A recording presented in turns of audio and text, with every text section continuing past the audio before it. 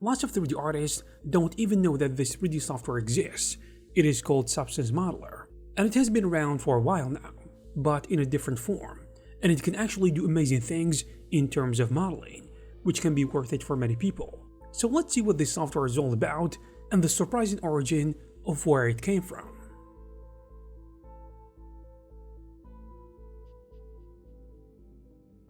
What makes the story of Substance Modeler really interesting is that it didn't actually begin as a normal desktop 3D modeling software. It is actually more interesting than that, because it came from a place that you don't actually expect. It roots back to the Oculus VR, back when the VR industry was trying to figure out what virtual reality could even become beyond gaming. Around 2014 to 2016, Oculus developers began experimenting with the idea of sculpting directly in VR using motion controllers instead of a mouse and a keyboard. And that project became Oculus Medium. And honestly, at that time, it felt almost futuristic. Instead of pushing vertices around, like in traditional 3D modeling software, you could stand inside a virtual space and shape digital clay with your fingers almost like you do when sculpting. And the interesting part, Medium was never really meant to be just a gimmick demo, because Oculus used it heavily to show off the potential of the original Oculus touch controllers at the conventions and tech events, and a lot of artists who tried it came away shocked by how natural it felt compared to normal 3D modeling. You see, traditional modeling can feel super technical and sometimes abstract for new people, because you have to deal with vertices, edge loops, modifiers, and menus everywhere. But Medium felt more physical and more approachable. You could literally grab forms, carve shapes, smear surfaces, and build characters in a way that felt closer to sculpting with real clay, because you can almost touch it.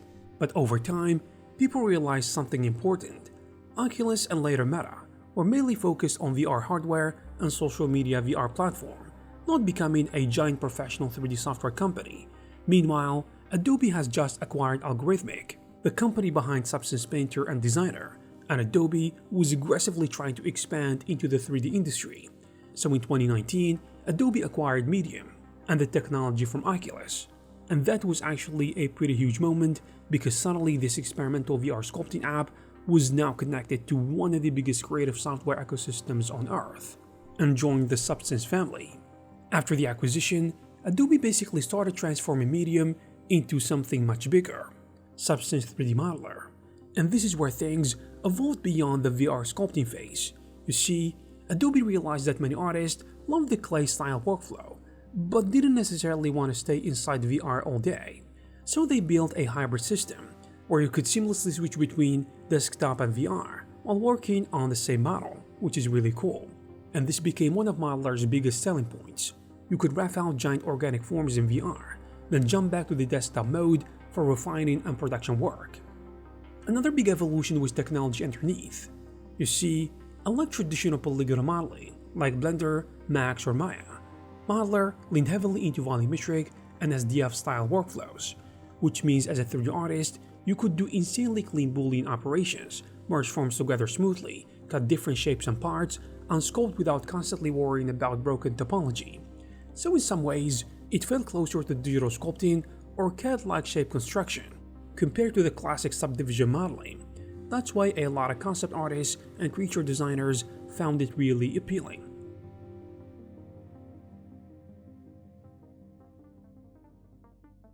A lot of project-based studios, especially in games, cinematic trailers, concept art, and VFX projects too, started paying attention to Substance Modeler because how fast it is for the ideation phase. Studios that work on short-term contracts or constantly jump between projects usually care more about speed and flexibility compared to perfectly clean production topology, especially at the early stages. And that's where Modeler fits really well.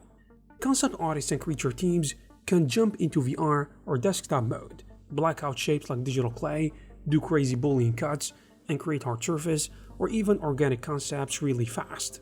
You actually see this kind of workflow especially in game outsourcing studios, and different studios that need to generate lots of ideas quickly for clients. And it became attractive for artists working in different studios like Virtuous, Framestore, and Double Negative, because apparently their artists probably need these two for fast ideation or even concept art or concept sculpting, because as you know, this is a huge part of the production culture. And I also think Modeler is becoming popular among freelancers, and it can be used in different projects because it sits in the middle between sculpting, CAD-like booleans, and it gives you the freedom and capabilities of VR.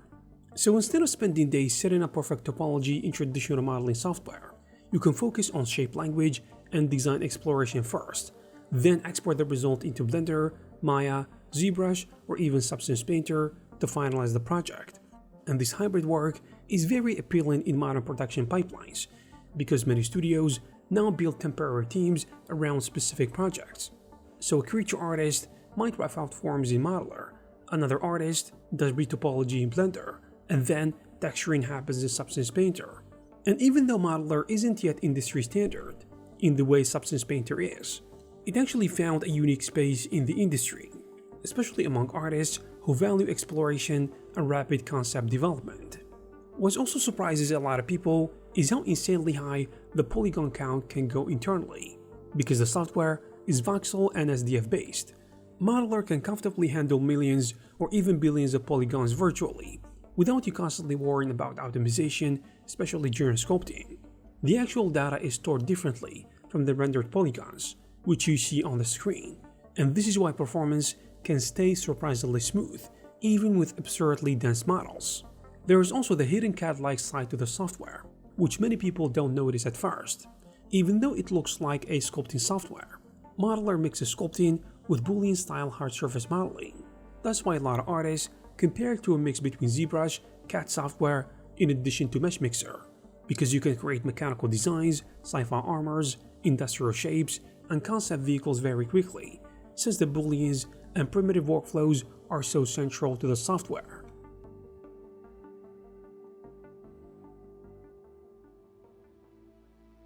As you know, anything Adobe touches may face an existential crisis, but Adobe has actually been surprisingly consistent with updating Substance Modeler, especially over the last few years.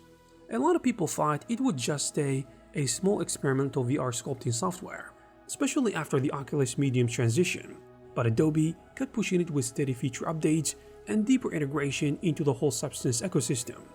And one of the biggest focuses has been improving the hybrid desktop plus VR workflow, so you can move between the two modes naturally, without breaking the creative flow.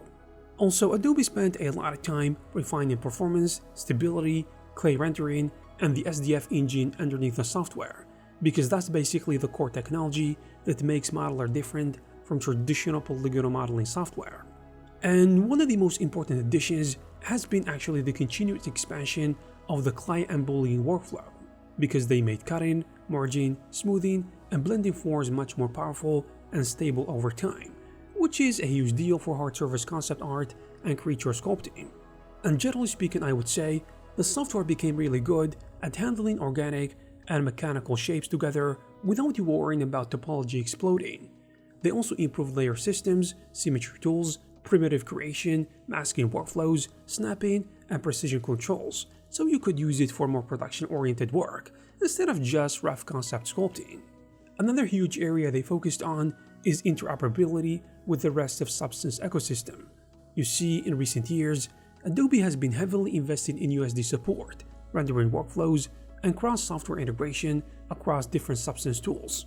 And you can really see Adobe trying to turn Substance into a connected platform, instead of being just some random software. Also, they kept improving real-time rendering and viewport responsiveness, which matters a lot for VR sculpting because lag can instantly ruin the experience. So they have been optimizing ray tracing, GPU performance, memory handling, and scene interaction tools across the Substance ecosystem in general. Meanwhile, the UI, I think, stayed intentionally simpler compared to software such as ZBrush, because they clearly want Modeler to feel approachable, especially for artists who get overwhelmed by the ultra-technical interfaces. And honestly, one of the smartest things they did is position Modeler as just a creative exploration tool, rather than trying to compete directly with Blender, Maya, or ZBrush head-on, which is a good thing for everybody. And there you have it, guys. If you like this video, please give it a thumbs up. Also, please subscribe to this channel to receive more videos like this. Thank you very much for watching, and I will see you in the next one.